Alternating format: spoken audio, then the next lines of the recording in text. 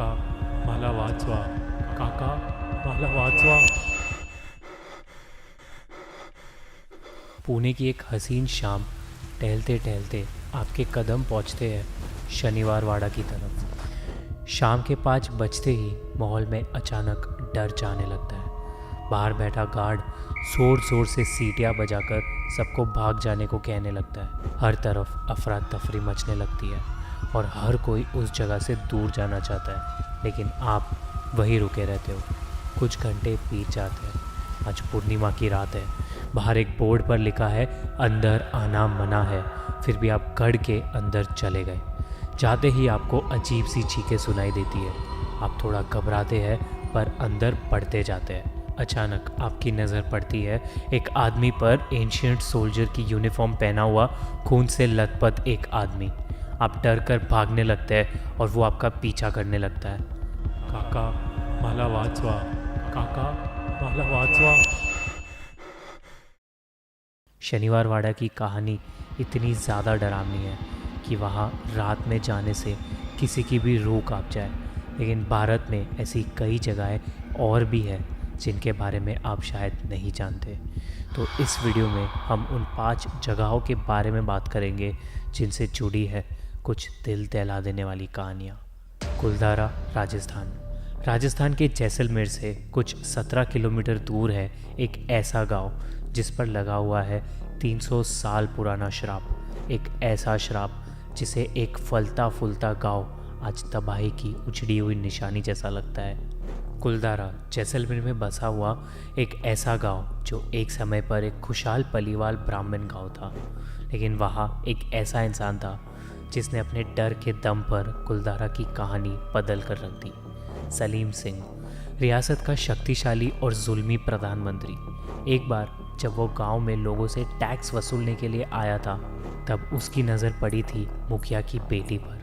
उसने उसी समय फैसला कर लिया था कि वो उसी लड़की से शादी करेगा।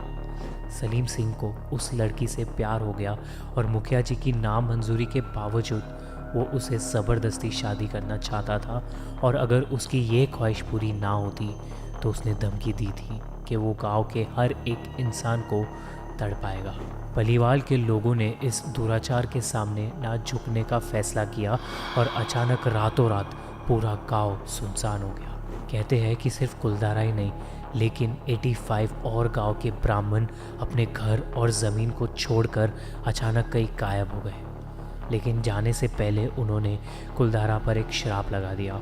एक ऐसा श्राप जिसकी चीखें आज भी गूंजती है और सुनाई देती है। श्राप ये था कि कोई भी वहाँ कभी बस नहीं पाएगा और वो जगह हमेशा के लिए उजड़ी हुई रहेगी।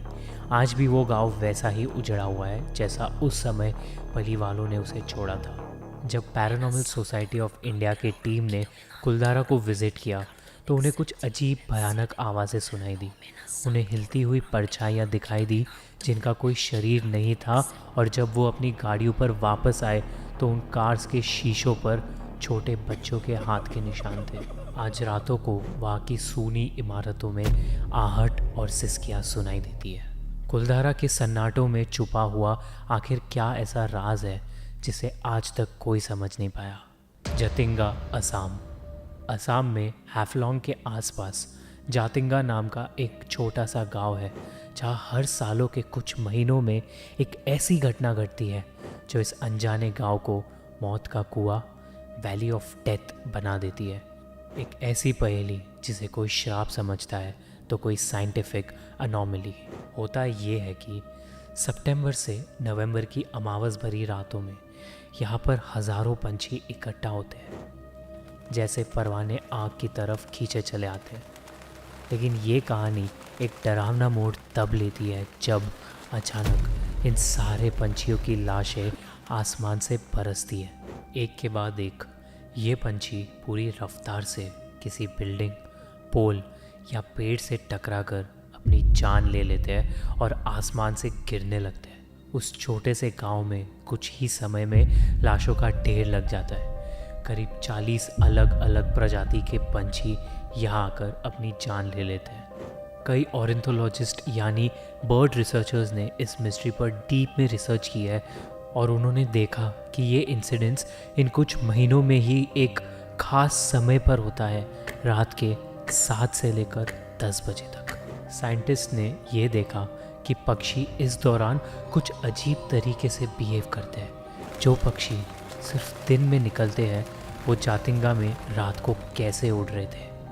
उनका मानना है कि शायद यहाँ कोई मैग्नेटिक फोर्स है जो इन पक्षियों को ऐसा बिहेव करने के लिए मजबूर कर रही है।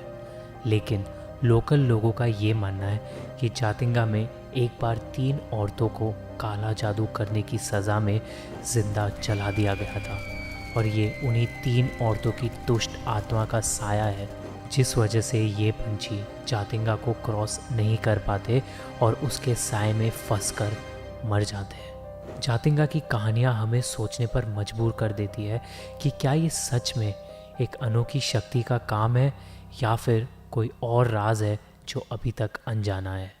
दुमास बीच, गुजरात के सूरत शहर के पास अरेबियन सी के किनारे बसी एक भयानक और मिस्टीरियस जगह है दुमास बीच, जिसे गुजरात के सबसे ज़्यादा हॉन्टेड प्लेसेस में से एक माना जाता है। यहाँ का समुद्र तट 2 चीज़ों के लिए फेमस है, एक तो उसकी काली रेत और दूसरा उसके भूतों का साया। चांदनी रातों में इस जगह में पैरानॉर्मल एक्टिविटीज़ एक्सपीरियंस की गई है। दुमास बीच से कई फॉरेनर्स और लोकल लोग मिसिंग हो चुके हैं। एक बार वहाँ एक आदमी की लाश पाई गई जिसकी जीभ बहुत अजीब तरीके से बाहर निकली हुई थी और इस सब के पीछे का कोई भी रीज़न अब तक किसी को समझ नहीं आया है। कहा जाता है कि दुमास बीच कभी एक हिंदू शमशान घाट हुआ करता था, जहाँ भटकने वाली आत्माओं का बसेरा आज भी वहीं मौजूद है। लोगों के अनुसार यहाँ पर मुर्दा लोगों को जलाने के बाद इतनी राख पैदा हुई थी जो समुद्र तट के सफ़ेद रेत में मिल गई और उसका रंग काला हो गया।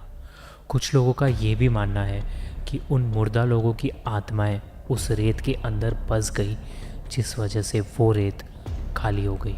लोगों ने ये रिपोर्ट किया है कि रातों को उस बीच से अजीब आवाज़ें सुनाई देती है, जैसे किसी का हंसना या रोना, जब वहाँ पर कोई भी नहीं होता है। इसके अलावा वहाँ के लोकल्स ने एक वाइट गोस्टली फिगर को भी कई बार देखा है और ऐसी कई मिस्टीरियस चीज़ें देखी गई है जिसके पीछे एक राज है जो अब तक कोई नहीं समझ पाया है। टनल नंबर 33, शिमला कलका रूट। हिमाचल प्रदेश के सोलांग ज़िले में बसी एक छोटी सी पहाड़ी जगह है जहाँ का मेन अट्रैक्शन है टनल नंबर 33, जो शिमला कालका रेल रूट पर है। ये टनल इस रूट का सबसे लंबा टनल है और सबसे खौफनाक भी, क्योंकि इस सुरंग से जुड़ी है एक डरावनी कहानी ये है कि इस टनल को बनाने वाले इंजीनियर कर्नल बरोक ने एक बहुत बड़ी गलती कर दी थी। इसे हुआ ये कि दोनों साइड से खुदाई शुरू होने के बाद ये पता चला कि टनल बीच में आकर मिल ही नहीं रहा था। कई कोशिशों के बाद भी ये टनल सही से नहीं बन पाया। कर्नल बरोक पर ब्रिटिश सरकार से मिलने वाली पनिशमेंट का इतना ज़्यादा खौफ छाया कि वो डिप्रेस्ड हो गए और उसी वजह से उन्होंने अपने आप को गोली मार ली, वो भी अपने फेल्ड टनल के बाहर। जब तक लोगों को पता चला और वो उस जगह पहुँचे तब तक काफ़ी देर हो चुकी थी। कर्नल बरोक मर चुके थे। ब्रिटिश सरकार ने उस अधूरी सुरंग को बंद करने की कोशिश की थी, लेकिन हर बार ताला टूट जाता था। कुछ समय बाद लोगों के लिए वो कहानी वही ख़त्म हो गई और जल्द ही टनल रेडी हुआ। उसका नाम कर्नल बरोक के नाम पर रखा गया, लेकिन कर्नल बरोक की कहानी वही ख़त्म नहीं हुई थी, क्योंकि आज भी लोग कहते हैं कि कर्नल बरोक अपनी टनल को विज़िट करते हैं। वो लोगों से बातें करते हैं और कुछ लोग उन्हें फ्रेंडली गोस्ट कहते हैं। कुछ लोग ने उन्हें वहाँ देखा भी हुआ है। कर्नल बरोक की आत्मा ने आज तक किसी को नुकसान नहीं पहुँचाया है, लेकिन उनकी आत्मा का वहाँ होना ही लोगों की नींदें उड़ा देता है। लंबी दहर माइंस, मसूरी। उत्तराखंड के एक हिस्से में कुछ किलोमीटर की दूरी पर है लंबी दहर माइंस। ये जगह उत्तराखंड के सबसे ज़्यादा हॉन्टेड प्लेस मानी जाती है।